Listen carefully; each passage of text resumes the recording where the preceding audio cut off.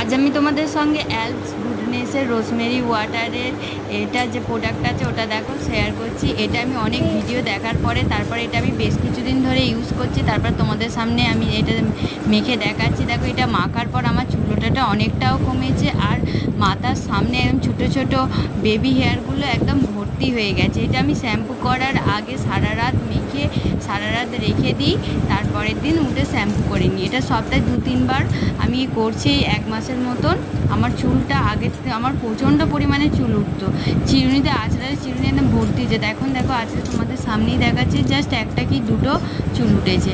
এটা তোমরাও ইউজ করে দেখতে পারো, এটা খুবই ভালো এই রোজমেরি ওয়াটারটা, কারণ এতে আছে সিলিকন ফ্রি, তারপরে আছে সালফেক্ট ফ্রি, তারপরে আছে প্যারাবিন ফ্রি।